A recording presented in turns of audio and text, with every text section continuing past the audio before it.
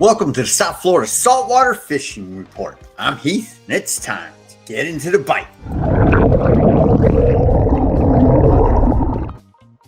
All right, folks, welcome to the show. South Florida's ultimate resource for everything local fishing. We're going to go over what's biting, who's catching it, where it's being caught. We're also going to cover your future marine forecast, tide phase, and moon phase and tide charts. Everything you need to know to help keep you in the bite locally.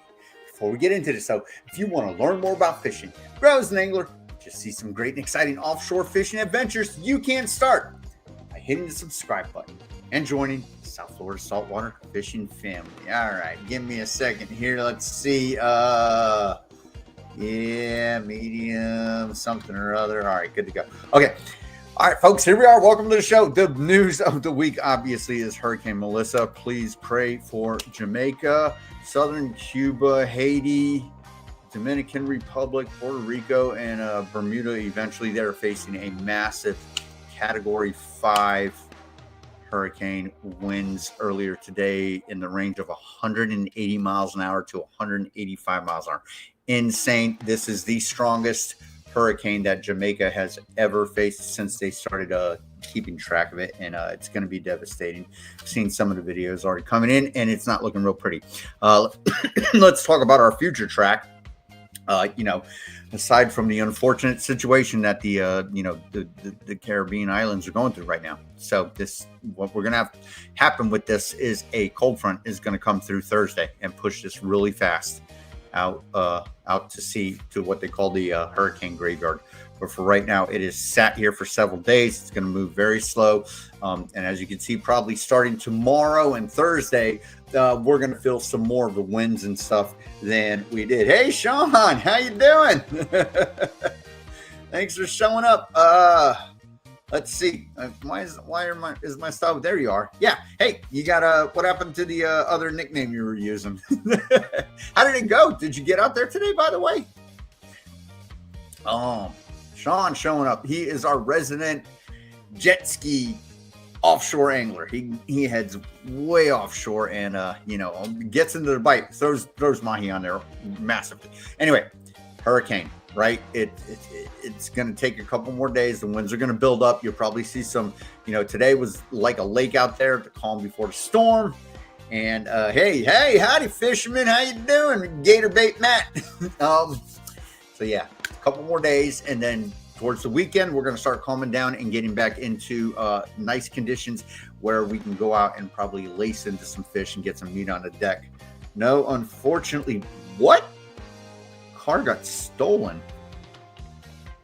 That's horrible, man. I'm sorry to hear that. Hopefully they can find it and help you in the recovery process. That's good Lord. Forget fishing, man. Take care of your personal business, boss. That's awful. Oh man. And it doesn't matter insurance or anything like that. It's never a good situation because premiums and all that crap. That sucks, Sean. I'm very sorry to hear that. Hopefully you work your way through this and it's not a complete complete disaster for you. Sorry to hear that, Sean. Hopefully it works out, buddy. Oh man, you totally sidetracked me. You got me off there. All right, anyway, let's so that's our hurricane, right? That's what we're looking at.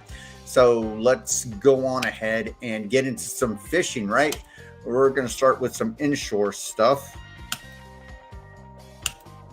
And if anybody, Sean, I don't mean to dwell on it, but any chance you can give us a tip on what type of car it is? Maybe somebody can help out, if anything, unless you're not looking for assistance like that. I know we are just a bunch of fishermen, but maybe there's someone in that area that has seen something or knows something. You never know. Anyway, I wish you the best of luck on getting it recovered. All the wind we've had lately. Let's see what we got, Rob. All the wind we've had lately. Maybe there will be some. There's going to be a lot. After the storm, the bite's going to be. The bite should be very hot this weekend coming up. After the waves and everything settle down. So let's get into it and see what we've got going on. This is Nico.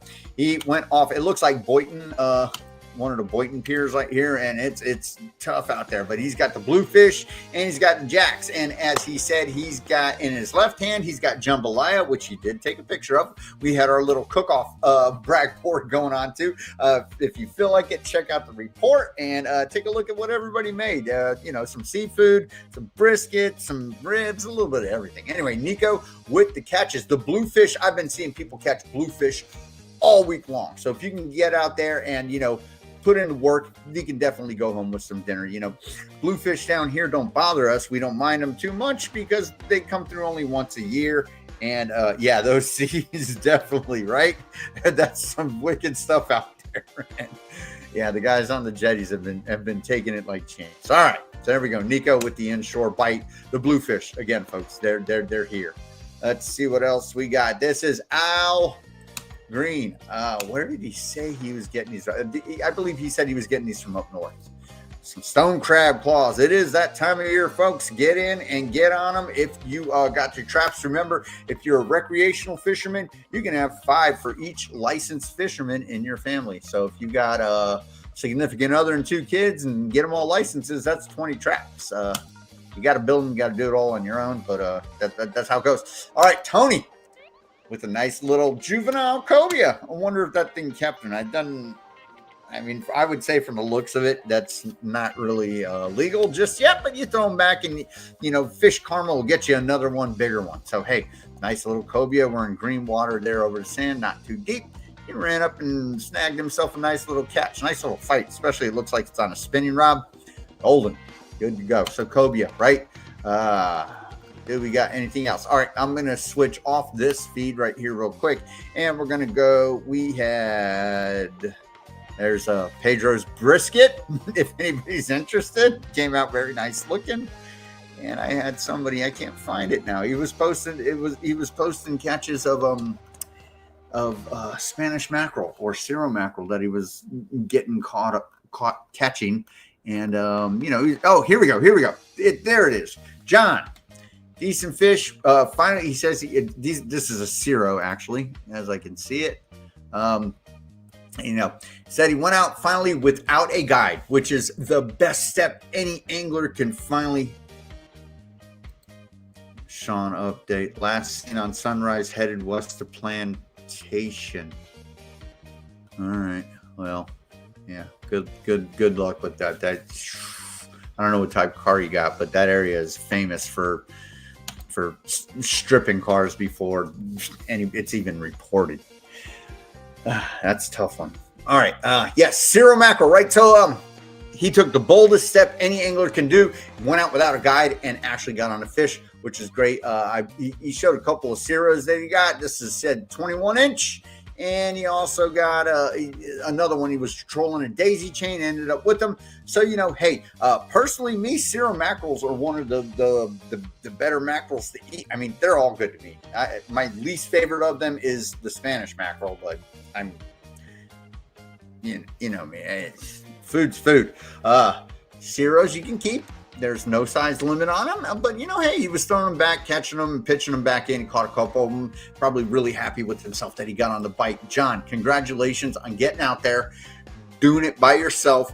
No one holding your hand and making it happen, getting some, you know, fish on the deck. And definitely trolling daisy chains is always it's a high fish attractant. So, you know, congrats on your catches and hopefully many more to come.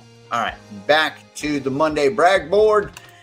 Let's see what else we got. So we're looking at, that was all the inshore stuff, right? We got another cobia, Neil Link, palmbeachcharters.net. You know, this is one of our local captains. He is up in Palm Beach, out of Palm Beach Inlet. So if you're in that area and you're looking for a charter captain, Palm Beach, right? Palm Beach Inlet, a little bit north, you know, up to that Peanut Island area, hit up Neil Link, palmbeachcharters.net. He will definitely put you on the fish. As you can see, the proof is in the pudding. All right. Thanks, as always, Neil, for posting and keeping us in the know. And we've got another charter captain also, Captain Jim, 4J's Charters out of Boynton Beach. Nice sailfish on the jig. Now, the important thing to know about the jig when he takes you jigging is these are his own line of jigs. And, you know, like I said, another one where you got the fire in the fire pit, man, the fish are biting. You go out with Jim, you're going to get some good action and have a great trip. Again, Jim, 4J's Charters out of Boynton Beach, right? So a little bit south from Palm Beach, in between Boca and, you know, southern West Palm, right there. If you're looking for a charter captain, hit them up. If you can't get in touch with either of these guys and you're in the area, you know, and you can't get them, give me a holler and I can put you in touch with them. Definitely. Not a problem at all. All right. Hey, David, how you doing? The water off the water since last week, but ready. Yeah, me too. It's going to, listen, I'm going to get to it, but I'm going to give you a sneaky hint that it's going to be nice. We're going to be back to that swell after this storm passes and the fish bite is, you know, with the storm and all the mess it's made, it's going to turn the fish bite on. So we're going to have a great weekend. And, you know, next show, I'm sure there's going to be overload with, you know, bunch of people submitting their catches. Now, here's the great thing about Jim, right? Is this is obviously one of his anglers, and he's getting them in on hands-on with reviving a sailfish. Great thing. Me personally, I like to do this. I don't boat sailfish, not even for pictures. You know, you're messing up their skin and stuff, and you decrease their survival rate and chances if you boat them. I know it's a simple thing. Lots of people want to get photos. It is what it is. Me personally, I leave them in the water. Take a picture like this, which is more valuable than you holding it. It shows that you're conservation minded, and this is actually the experience of a lifetime, bringing a exhausted fish back to life and having it swim off healthy. There we go. That's the photo you want. That just me personally, you know, everybody does what they want to do. So, you know, but this is, you know, definitely a steward of the sea in Captain Jim. All right. Let's see what else we got here.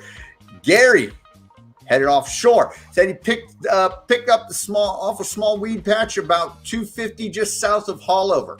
Got a couple of other fish, but this is the only one that he kept. And I have to say, Gary's got the best shirt out of everybody on the feed this week. Sorry, folks, but, you know, if you're supporting the brand, I'm supporting you. Gary wins outfit of the week. You know, a nice dolphin. So, you know, we still got dolphins swimming around. Dolphin and wahoo. That's the thing right now. You know, get out there and get them. And if you're not into that, go on ahead and hit up your reef. The snapper are chewing. Sean. Unfortunately, Sean is missing a car, and this won't be much of a consolation prize, but he does have a bunch of nice dolphin here from when he got out last. And, you know, like I said, Sean's putting them on the boat, on a jet ski too. So I don't want to hear, and I believe when I look at him trolling, it looks like he's got 4 lines out on a jet ski, which is total beast mode. And, you know, right here, this is what you do. You put in the time. You learn your fishery, you go out and you find them, and you get in on them, and you bring a bunch of them home, and you have some tacos. Gator Bait Matt says, I fish out of Sarasota, but always love seeing and hearing y'all's catches. Hey, yo, thanks. Hey, listen, the West Coast catches them too, but it's an entirely different fishery, and you know that. If you fish out there, you know it's, you know, very shallow. You got to head way out there past state waters to get into any sizable water. There are similar types of fish, but yet it's completely different mindset fishing the West Coast. And that's what I can say. I am not a specialist when it comes to the West Coast. Just as much as you love hearing about our catches, I love hearing from my West Coast folks when they show up and they drop in stuff on the feed always. All right, so that's our one more. Here we go. This is Gwen with her first wahoo. Congratulations. And yeah, I mean, you know, to get one that size is a nice size too. You know, she's not long arming it, making it twice as big as it's supposed to be. That's a true shot right there, and a great first wahoo. And again, many more to come. Let's see, Sean. Those mahi would not eat. I got them fired up with the mahi guts from my last catches. I kept and frizzed the guts, scraps, and bloodline and used it as bait. That's how I call it. Hey, yeah. So listen, Yes, I'm entirely with you right there. Mahi do eat mahi. The same thing. I've caught yellowtail and everything on yellowtail guts and gills and all that. Yeah, yes, fish are cannibals. I don't want to hear about their straight up cannibals. You can literally, if you ever get like a little mahi like that, don't be afraid to hook him through his back and feed him to the other ones that are swimming around. Especially if you got a bull swimming around, a bull will eat a baby mahi and the fight is on. So yes. Yeah, Sean. Sometimes you can see them, and they won't eat fresh bait. They won't eat live bait. They won't eat troll lures. They're just being way too finicky. And the what has happened is they've already either been fished out and they're spooked, or they've eaten all night and they're not hungry. They're being finicky. Dolphin are like that. Sometimes you can have 5 or 10 of them around the boat, and they're looking at your bait, but there's just not interested in chewing. It happens to the best of us. But hey, listen, you're from where you've come in the last couple of months, man, it's yes, only themselves. Precisely. I mean, man, you've made great strides over the past couple of months, getting out there and making it happen for yourself. Many anglers, this whole family here is definitely proud of your accomplishments, and you're only going to get better as it goes on and get more dialed into, making it easier for yourself. But, hopefully you can get over this current incident and where you're at, and, get back on the water, because, we love having you as part of the family. But, take care of business first. All right, Gwen, yes, nice wahoo. Like I said, so let's talk real quick, and get on to some weather, right? We got, so again, dolphin, mahi, and the wahoo. It's that time of year. We're coming up on our next.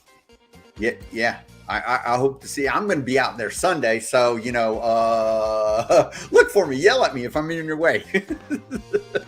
I'm going to be going for. I'm going to be filming. So if you see me out there and I'm focused, it's because we're working really hard to make a bunch of new episodes and get our point made across. It'll be me and the Slayer out there, definitely, and like I said, we love seeing everybody out there, and hopefully we catch something too. That's the tricky thing about having a YouTube channel and fishing. You got to catch and you got to be able to fish, otherwise it's a lot of talking. Anyway. Yes, so we got our snappers, right? The snappers did not disappear, even though we didn't really have any posts of it. Yes, yellowtails, mangroves are still around. The muttons are showing up. They're biting good. They're good size. But the talk of the town right now, you should be getting out there and trying to go for the mahi. They're heading south on the inside of the stream, and they're the bigger ones, which is good. Wouldn't be surprised if we saw a couple of decent-sized bulls and cows roaming together in these shallower waters this time of year. Remember, your dolphin have 2 times a year they show up. During the summer, they're heading north with the stream. Those are the smaller schools, but bigger schools. During this period, during the fall, pre-fall for Florida, they are heading south. They are on the inside of the stream, which means they're close because they're not going to swim against the stream, which is a 5-knot current north. All right, that's how dolphin work. All right, and then we got our wahoo, right? It's fall. Wahoo. We got a couple of full moons that we can work around and really try and pick them off. And then the next time they show up really heavily will be in March. All right. Just say here, fishy. And then, yeah, I've been saying that for 4 decades. All right. Let's talk about weather, right? So we already talked about the hurricane. And yes, please keep Jamaica, especially if you've got friends or family there, keep them in your thoughts because they're going through some really harsh times right now. All right, so let's look at tomorrow's wind. Tri-County area, we're looking at 8 knots from the northeast. Not bad, right? And again, we're going to get some wind picking up. This forecast is going to be really scattered until this hurricane gets by us. We're probably going to see disagreements from everything. So we'll just blast right through it, right? The Keys are looking at 9 knots from the north. Tri-County area, 8 knots in the northeast, a little bit further north, 9 knots from the northwest coast, right? With we are Sarasota right here with a Gator bait mat. Sorry, right? Gator bait mat. Yes, Sarasota area, definitely. Is that what he said? Yes, I fish out of Sarasota. So this is, yeah, he's not too far from the Skyway Pier and all that stuff. A few minutes up the road. But then again, you know, I'm starting to see the king mackerel show up in the shallow areas off the piers on the West Coast. So it's that time of year. You know, you get out there and it's something else. It's a very exciting fish to catch in shallow waters, you know, and they do show up. They even show up here on the East Coast when you've got the Spanish mackerel. Remember, if you can find the Spanish mackerel pods in very shallow water, you can definitely get the king mackerel, large size. Let me share this screen before I move forward because I know no one is seeing the weather report right now. All right, here we go. There we go. So yes, 9 knots, 8 knots up and down the East Coast over here, Sarasota, you know, where Mr. Gatorbait Matt is from, our Skyway Pier. They're having good stuff. They've got the wind traveling over the land, so they're on the leeward side, so they're going to have some nice conditions. What the rain's going to look like, I'm not sure if we're on the clean side. We're on the windy side of this storm, so hopefully our rain is not too bad. We did have some, you know, a bunch of it come Monday evening, you know, man, in the BOCA area, they had a storm that just sat for about 8 hours. Tons of flooding. You know, up north too, a little bit up the Treasure Coast, a little bit north of there. I believe they also had a bunch of weather. All right, so Wednesday afternoon, right? Same thing. We're starting to get our winds lowering down 6 knots, but again, we're going to have this hurricane starting to really push forward, right? So we can see it's now, this is tomorrow afternoon. They're saying, you see how fast it sat over down in this area of Jamaica for days on end, and now it's starting to get on the move. And again, like I said, we've got a cold front that's going to come through right here, as you can see. So Thursday morning, we're going to wake up in the 60s, okay? Finally, we're going to get some cool air. After that cold front comes, it's going to be we're going to have a hurricane that's dissipated. We're going to have a cold front push through. I would say definitely get those planers in the water, get those Nomad DTXs. It's going to be Wahoo. It's going to be a Wahoo Saturday. Yes, bring the cold front. Yes, says Gatorbait Matt. It's coming, buddy. Don't worry. Like I said, and you're a little bit north of where we are here. We're down south, down in here. You're up here. So you're going to be a little bit chillier than we are. All right. So Thursday morning, we're still looking. Here comes the cold front, right? So there we are. Our cold front has passed. We're waking up the cold, windy stuff Thursday morning, Thursday afternoon. And that this is going to bring in our swell. Once this front passes, then we're going to see that swell come in from the northeast. And it's not going to be these giant 5, 6, 8 foot swells. We're probably going to be looking at nice little, you know, lovely 2-foot swells or whatnot. But, you know, as you can see right now, the wind Thursday, it's ripping at 14, 15 knots, 16 knots, all up and down the coast. As we head down into the Straits of Florida, it gets even more. Now you're going to have this wind coming from the northwest, right? So the guys over here on the West Coast, they're going to be picking up a bunch of chop and stuff in that shallow water, and it's going to make life a little bit more difficult for them over there to, you know, be able to target fish, get out there and fish. But, you know, land-based guys are more resilient than boat guys. I've always professed this because, you know, thinking outside of the box and making it happen when your options are limited is, you know, adapt and overcome situation 100% of the time. All right, so Friday morning, we're still the same. We're looking at, it looks like it tames down a little bit after, you know, the onslaught of the cold front comes through. And we're still looking at low double digits up and down the coast Friday afternoon. Like I said, now it's going to start slowing down, and you'll see it's going to, this trend of the wind slowing down as the weekend progresses. This is Friday afternoon. Again, folks, if this is your first time showing up to the show, to our weekly report, this is a website called Windy. These are also apps on your cell phone. Windy is a great one. It's color coded. Down here, there's a color coded chart. Keep in mind that correlates directly to the shades you see here. You know, green is, you know, in between 10 and 20 knots. Blue is, you know, 5 to 10 knots. You can click and point, and it'll tell you exactly what you want right there on the cell phone. You move around your screen. Also, all of these websites we're going to go over, the links are in the description. So click and use at free will. All right, Saturday morning. 9 knots from the northwest. So again, we got a little bit of west wind still happening, and this is when our swell is going to start coming in. The Keys, they got a little bit more elevated stuff, and so same thing with Everglades National Park up and around Naples, Marco Island, and the same thing as we head further up north. Again, they end up on the leeward side, so they'll have nice calm seas. Saturday afternoon, more of the same. We're having this starting to have the lull, right? So the wind speeds are slowing down northwest. The swell's going to come in and be really pretty. The further south you go, it looks like the wind starts picking up, southern Keys and stuff. They're looking like they're getting out there. So, these long range trips, if you're taking them, Yankee captains and whatnot, if they leave and they decide to do a trip, it's going to be sporty out there. So, if you're not a real seafaring person, make sure you take your Dramamine or whatever it is so that you can survive. All right, Sunday says we're looking at 15-11 from the northeast.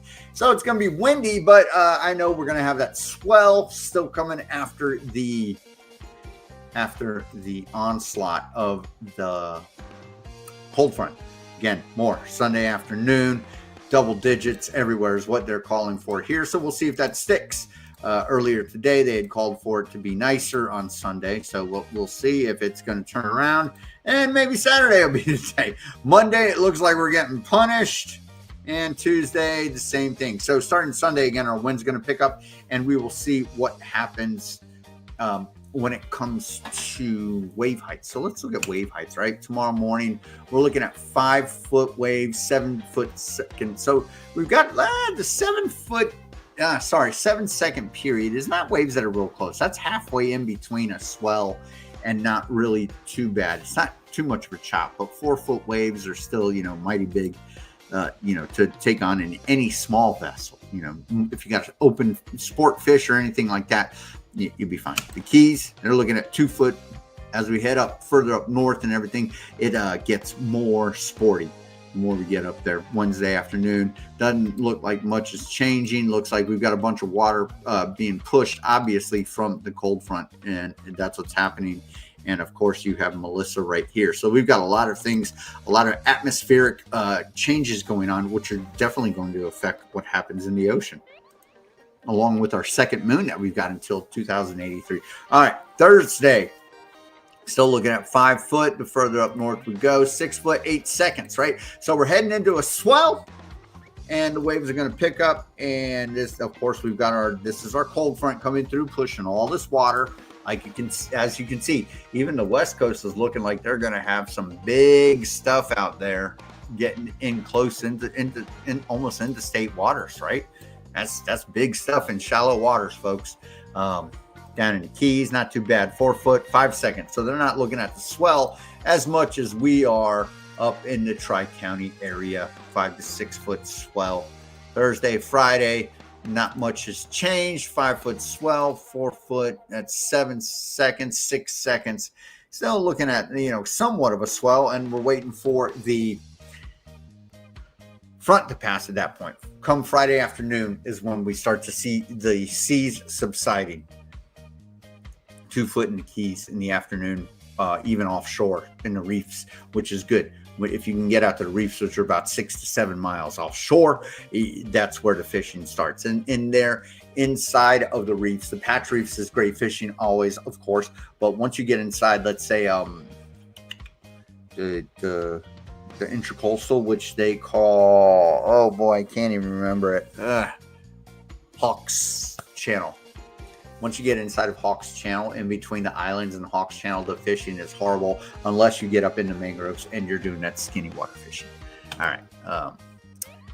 3 foot, 7 seconds, 4 foot, 8 seconds. So I said, again, the seas are subsiding come Friday afternoon, and it looks like they're going to stay the same come Saturday. 3 foot at 7 seconds, 3 foot, 7 seconds, all up and down the coast. Keys, looking at about the same stuff. The Keys, your period shortens, but your wave heights kind of diminish too. So, you got to pick your poison right. Wave heights, shorter wave heights and shorter period, or little bit bigger waves with a longer period, which I prefer. I'd like swell over the chop any day. Saturday afternoon looks like we're looking at the same stuff when it comes to wave heights. 2 foot 7 seconds. If we look toward the BOCA area, 3 foot 9 seconds. So you're looking at a nice swell. Come Sunday morning, 2 foot 7 seconds. Again, so like I said, you know, it's going to be windy, but we're going to have a swell. So, you know, we'll be able to get out there. I don't know how far out you'll be able to go, especially if that wind's really ripping. Once you get out beyond the 600-foot mark and you pass that continental shelf, the wind, the seas might pick up just because of the wind. But we'll see. I mean, they're talking swell right now. 2 foot at 5 seconds down here, right? And up further, you know, we're looking at 2 foot at 7 seconds. So that's Sunday afternoon, 3 foot 5 seconds. So it starts picking up a little bit the further in the afternoon we go. And I can only predict that come Monday, we're going to start looking at 7 foot seas. So you got the wind starting to rip, and it's going to push all the water come Monday and Tuesday. 7 foot, 5 foot 6, that 6 second period. So come Monday, the swell is going to pick up again, but it's not going to be too bad. I'm choosing Sunday for today. Like I said, I'm not changing that from what I can see so far. Saturday's the chores day. All right, let's look at rain and thunder. Okay, so right now, of course, we've got Melissa, which is a very large storm. Again, you can have a hurricane that's 1,000 miles away, but remember, all of this is part of it. Everything you see, the wind gusts, the rain, the spotty showers, that's all squalls coming through from this. But like I said, be glad you're not on this side, because this is where all the rain is. We are on the windy side. Remember, hurricanes have a windy side and a rainy side, and we're getting lucky with this one right now. Wednesday afternoon, again, just moisture in the air, not much, maybe a shower or two, but nothing like it was. Come Thursday, here comes our wind from our cold front. Doesn't look like we're going to get much rain from it. Maybe in the afternoon. No, not really. So by the time it gets down to us, obviously the rain has dissipated, and it's pushing. As you can see, it's going to push Melissa and keep it away from us, which is best case scenario you could ever ask for. This is for those of you that were here in 2005, similar to the effect it had of Wilma.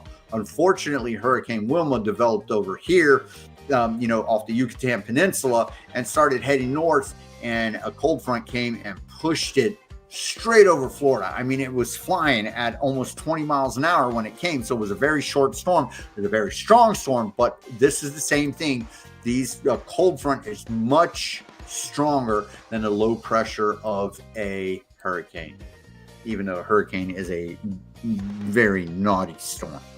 All right, so that's what we're looking at, right, for a rain accumulation. Thursday, Friday, dry. Friday afternoon, still dry. Like I said, we got this cold front that comes through, so we're looking at nice humid. The humidity will rise up because of our cold air, but hey, it's going to be a nice seasonal change. Like I said, get out there and get on them wahoo. Dry Saturday, Sunday, dry Sunday, and here comes some more rain, right? This is Sunday afternoon, heading into Monday. Again, looks like it's gonna sit offshore over the Bahamas, not too much. And Tuesday, I can't really even tell, because Wendy is wanting me to buy and pay for stuff that I'm not gonna do.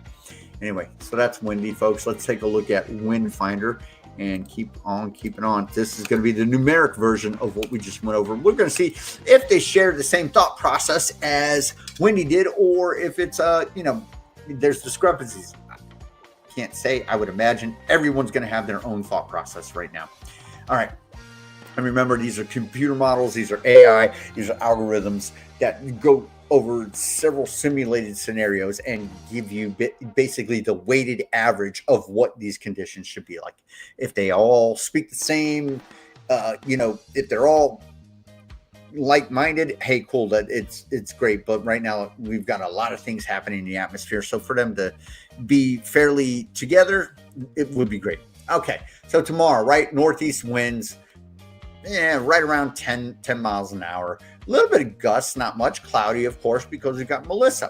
Our waves, 3 to 4 foot at a 7 to 8 second period. And as you can see, as night falls, it starts turning into a swell. So they're saying our swell is going to develop come Wednesday night during the evening and carry over into Thursday, Friday, and possibly throughout the weekend. So Thursday we start getting these high ripping winds from our cold front, mid to upper, mid double digits up to 20 miles an hour. Not very gusty. Maybe see a little bit of sun out there as soon as it passes. Friday, after the cold front passes, we're going to have some sun. So that's going to be a good day to get out there and do it. And nice and chilly, And again, here's the discrepancy is in our waves. They're saying 4 foot, 3 foot, between 3 to 4 foot, 3 to 5, right? Swells. But they're saying the period right here is 10 to 11 seconds. So they're calling for the swell to arrive before windy did. And I would tend to say this would be more accurate just because of the conditions. You're going to have that hurricane that's going to drive away. It's going to take a bunch of water with it. The swell is going to form, and then the west wind will make that swell come in even harsh and even more pronounced, right? And as you can see, Saturday through Sunday, the swell holds on, right? Our winds, what do we got here? Is that the one or new to moon tide chart? I haven't got to that yet. At the one or new. No. Those are totally different websites. Not sure what you're asking. No. Oh, you're talking about this down here? Yeah, you can go by that tide chart if you want to. I tend to look at one that shows me more of an actual wave graphic than this stuff. You can use the one I use, which is Palm Beach tide charts. Lots of beach cams have their own tide charts too. The moon phase, I use a website called Moon Giant. All right, Saturday, Sunday, right? Winds from the north, from the east, northeast a little bit. Waves still from the northeast, 2 to 3 foot, right? And it's still a swell. As you can see, as Sunday progresses, the swell will go away. So if you're going to get out there and do it, like me, Sunday, I'm going to be in by, probably noon. Hopefully I get some fish. Hopefully I get some great footage and we have a great story to tell, and goes from there. Monday into Tuesday, here's where we start getting those winds all over the place and really ripping.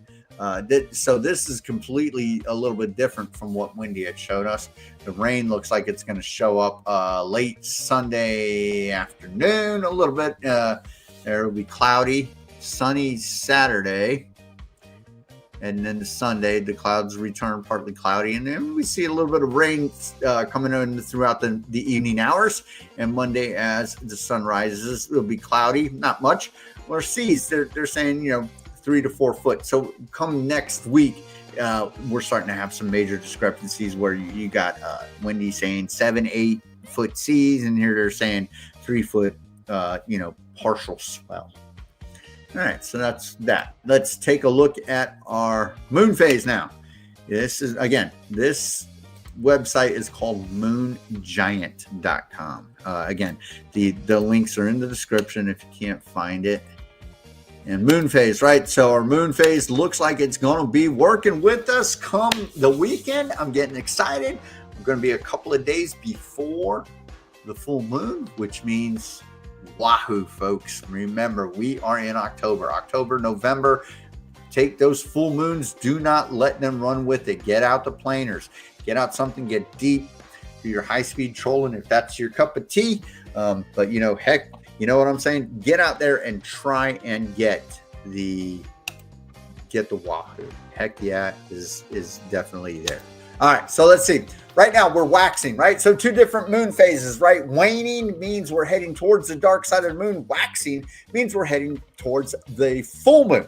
So right now, today, Tuesday the 28th, we are at 40%. Wednesday, we're at 50%. Thursday, 61. Friday, 71. Saturday 80%. Sunday right around 90%, right? So Saturday and Sunday, when we got that good weather window, boy, you better get out there and do it, because that is exactly what you want. The only thing that we can have more on our side is if we have an outgoing tide in the morning hours or the evening hours. If we've got that, you've literally been handed a perfect scenario setup for wahoo fishing. Whether or not they bite, remember, wahoo are an elusive fish.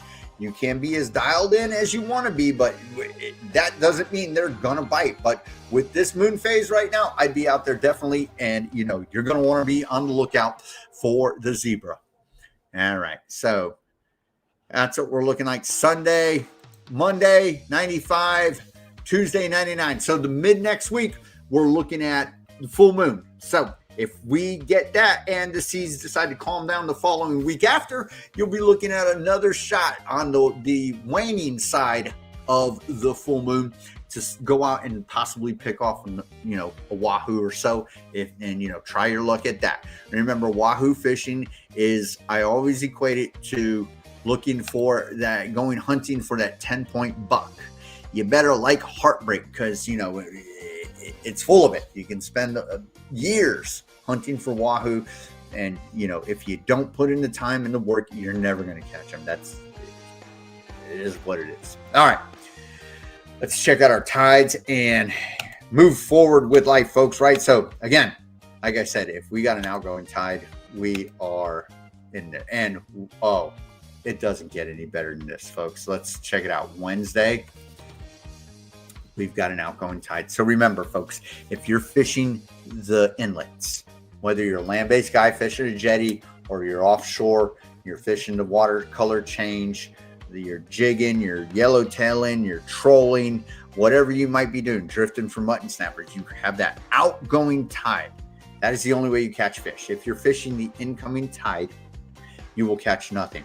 The way it works is outgoing tide pushes out all the food, all the microorganisms, phytoplankton, chlorophyll, which is very important. I always say chlorophyll, follow the chlorophyll, you'll find the fish, pushes all that out. Little fish come in and they munch on that, and that attracts the predators. That's how it works, right? No outgoing tide, don't bother fishing in an inlet. Okay, Thursday, as the sun rises, we are about 2/3 of the way through the outgoing tide. So, you know, again, this is the day where our cold front's going to come through, wind's going to pick up. Now, again, I did mention outgoing tide.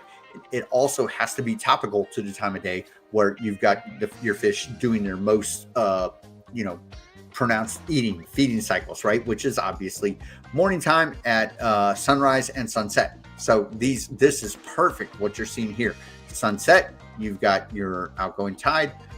Morning, you've got your outgoing tide. Incoming tide in the middle of the day. If you've got your outgoing tide in the middle of the day when the sun's bright overhead and there's no shadows, fish are still going to disperse and scatter, and the bite will still be a little tricky to come by.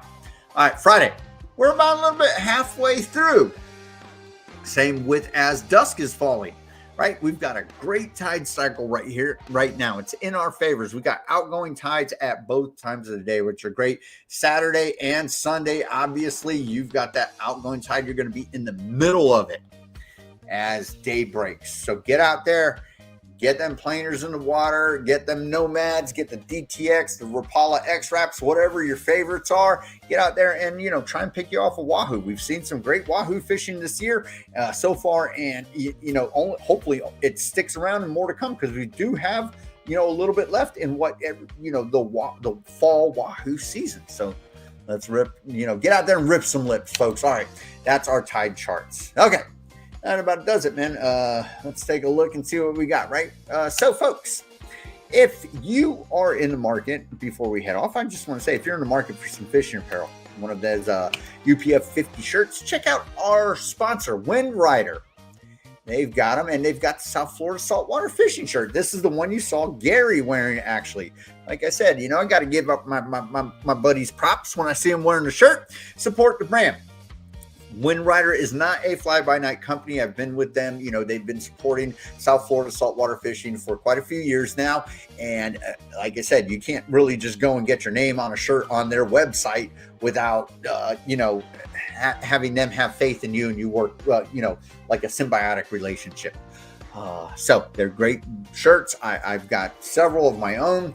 And, you know, again, Very stain resistant. So you get blood on it, you don't really got to worry about it. Take it home. You can either wash it immediately, put some spraying wash on it. It comes out looking brand new. It keep you warm in the winter. Well, you're going to need it come Thursday. Get that cold front coming through. They keep you cool in the summer. They dry really fast. They got a quick wicking material, right? It's this UPF 50 material. What's that mean? That means you don't need sunscreen, right? I don't wear sunscreen. So the only place I put it is on my nose, and I got like a deodorant stick from Coppertone that that's what it looks like. I only put it on my nose. I'm not a fan of sunscreen, so I get, the ones with the hoods, the gator, all that goodness. But you can get any type. You can get them hoodless, just long sleeve. You can get them with just a hood. You can get the gator built in, totally customizable, many colors and fun stuff. So check it out, WindRider. If you're interested, the link is in the description. Take a look if you're looking for a shirt. Again, you might get a little bit of sticker shock when you see it, but hey, think about it this way.